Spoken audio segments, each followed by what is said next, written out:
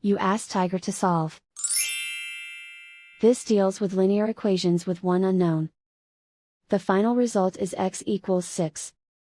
Let's solve it step by step. Simplify the expression. Expand the parentheses. Multiply the coefficients.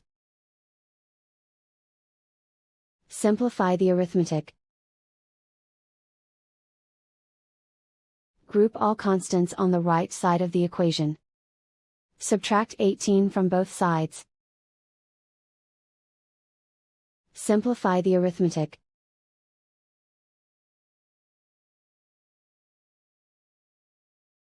Isolate the x. Divide both sides by -18. Cancel out the negatives. Simplify the fraction. Cancel out the negatives. Find the greatest common factor of the numerator and denominator. Factor out and cancel the greatest common factor. And so the final result is x equals 6.